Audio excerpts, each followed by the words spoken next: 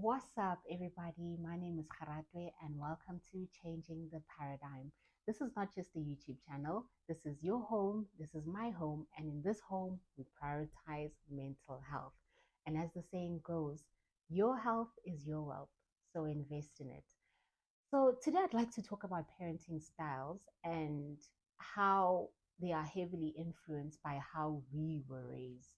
You'll find that if you were raised in a house that was full of violence, or you were abused, or you weren't taken care of, you were abandoned or neglected, you make a decision to say, I will be a gentle parent. I will raise my kids with so much love and make sure that they are in a home where they don't have to feel scared like I did growing up. But sometimes you'll find that people are raised in that kind of a home, but actually grow up to become exactly that because it was the way they were trained, the way they've that's all they know. That's all they know. You know, some people will abandon their children because they were abandoned by their parent. Because you'll be like, but you know the pain of neglect and abandonment. Why would you put your own child through that? But that person knows nothing else. They only know a love that was taken away from them and withdrawn. So they don't know where to go and in which parts of themselves to find love and give it to their own children. So it becomes a vicious cycle of abandonment, a vicious cycle of abuse, a vicious cycle of withdrawal of love. So I think it's important that as parents, we interrogate our parenting styles and see how we can improve because there's always an opportunity to improve. I'm going to check my mic. Okay. We are.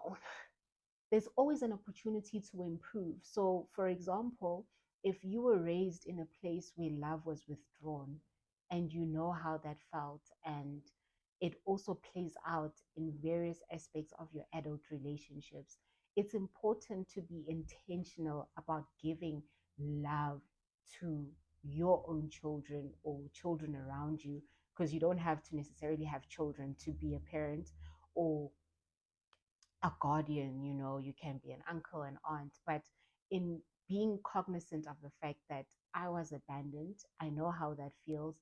I have to do better by my child. And it also goes with, if you were given too too much leeway, you remember that and you're like, I'm not going to do it to my children. For example, I'll give you a story about me.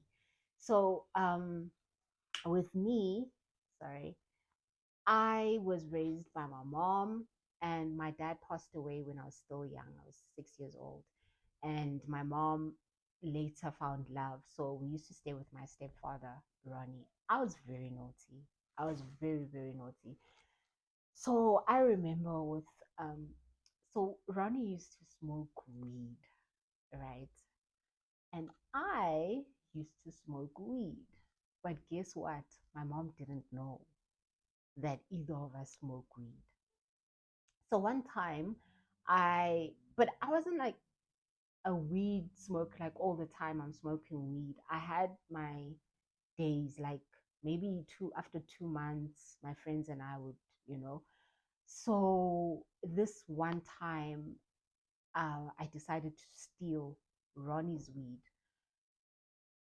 I was just being so naughty. I didn't have to do that. And it was his last stash for the night.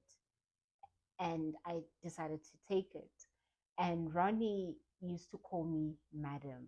And I remember he came to my room and he's like, Madam, Madam, because he didn't know how to ask for it because my mom was in the house. And she's like, Madam. And I'm like, what? It's like, Madam, I want my 10 Rand. And I'm like, 10 Rand? I don't have your 10 Rand, Ronnie. And my mom was so surprised, like, okay, why are we having a whole thing about a 10 Rand? And I'm like, Ronnie, I don't steal money. Why would you think I took it? It's like, madam, I want my 10 rand. He was so frustrated. So I tell Ronnie, I'm like, Ronnie, I don't have your 10 rand. I didn't take it, but I do have 10 rand. And then I went to take 10 rand from my bag and I gave him. And he was so angry.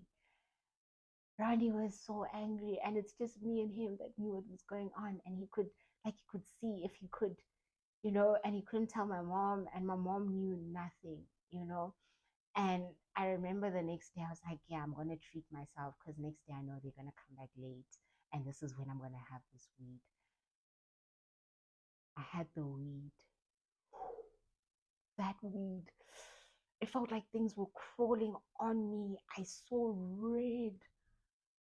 And I remember I thought I was praying. I'm like, God, please make it stop. I took a bucket filled with water because it felt like things were on me, and I put water on me. And as I do that, Ronnie comes. He's like, Madam, I'm like, Ronnie, help me. Please, Ronnie. And he's like, what's going on? And then he tries to help me. And I'm like, I'm so sorry. I took the weed and I don't know how to make it stop. If I tell you that was the last time, that was like, he didn't have to parent me or have a parenting style, but what I did taught me a lesson. And I never went close to anything that had to do with Ronnie. And I was like, you bad luck. You are, you're not my person, you know? But in that, what I learned is that my mom was so oblivious. My mom was so oblivious. Like, she never thought I did the things that I did, And in my parenting style, I'm very aware. Like, I don't play. I know how my kids look. I look at my kids. I'm not overbearing, but I know where my kids are, what they're doing. They ain't gonna catch me slipping. But it had to do with my a parenting style that was used on me. My mom gave me a lot of freedom. Sometimes I wasn't mature enough for it, and I did some really stupid stuff. Sometimes I appreciated it because it allowed me to grow and mature, you know. But in my children, I'm very aware of what children are about because of the things that I've been through and the things that I was up to. And there's certain things that I don't even entertain when it comes to them, and they know it. But it had to do with the influence of my mom's parenting style is now influencing how I parent my children. So that's the thing with parenting styles. It's like you know what used to work with you and what didn't work. So you take what works and you leave out what didn't work and you apply it to your children. And guess what? They'll do the same where they take what works, what doesn't work, they apply it to their children. And in that way, you break that generational curse that was causing abandonment, where this father left the children and now you leaving your children leave their children. So it's just a generation of fatherless children. And yeah, so yeah, do let me know what your parenting style is, what speaks to you in this generation of social media and children have everything. These children know their rights, so you can't even play them. They'll tell you, Mom, you're not supposed to talk to me like that. Mom, don't be overbearing. Mom, yeah, yeah, yeah, yeah. But how do you still maintain the parent-child relationship? Uh, Still making sure that your children's mental health are still intact, your mental health is still intact, and your overall relationship with your child is still intact.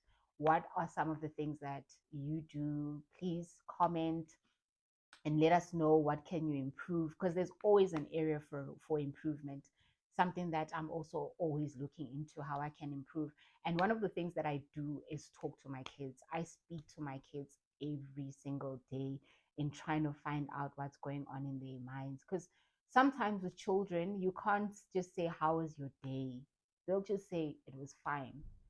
I'll say to my children, okay, we have a game that we'll play. Then I'll ask, what was the high of your day? What was the low? And what could have been better? And in that way, if they say, no, a high was doing this, then you speak more on that. Oh, what happened there? No, with my friends, we did this, na, na, na, na, na. And then the teacher, na, na, na, na, na, na, na. And then as a parent, you get to pick up on things that they might not have necessarily said when you were asking, how was your day? And then the lows, what was the low? No, my friend and I, nah, nah. So they didn't initially want to tell you about the fight, but now in that fight, you can see if there's any things that you should be concerned about, you know. So in that, finding a way to speak to your children and finding ways to get to know and get into their heads to know what's happening, because we know we've been that age. You can't go and think you can figure things out on your own, but these are still children and they do need our guidance. So whatever things that you can do, find creative ways to keep talking to your children, no matter their age, as young as 3, 4. You know, I remember my daughter, my youngest daughter, Tato, she's 9. And I always talk to her and tell her how beautiful she is. I always tell my children they're beautiful and handsome and smart, you know. And one day she says to me, Mom, I was I was getting a little insecure. I was getting a little nervous. So she was like, Mom, I was getting a little nervous when it was time to do my speech at school, but I remembered the things that you told me, and you told me how beautiful I am, how smart I am, how capable I am. And I finished my speech without feeling nervous. And that made me feel so great. I was like, oh my God, I didn't even know. I was just telling you how beautiful you are.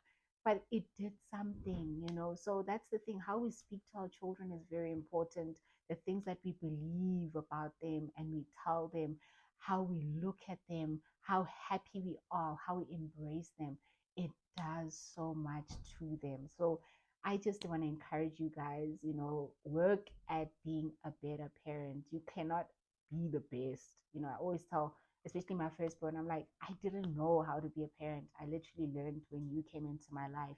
So we're constantly growing. I might not always get things right, but there's always an opportunity to get things better. I just wanted to use this hand. I just felt like it was, so I was like, right? Yeah, like why must it just sit here? But anyway, guys, I can be stupid, right? Yeah, so let me know what works with you. Oh, I remember a friend of mine was like, you've got such a great relationship with your children because you're so childish.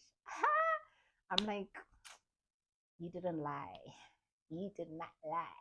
Yeah, but anyway, guys, thank you so much for joining me. And yeah, let me know what works for you and what tricks you can share with us. What games do you play games with your children? And what do you do to constantly nurture the relationship with these little people? Anyway, guys, thank you so much. Like, I really do appreciate you. I appreciate you subscribing, you returning, liking, commenting. It means so much to me. Please keep at it. Keep at it because I need this. This is Haratwe, and we're changing the paradigm one person at a time. Love you guys. Mwah.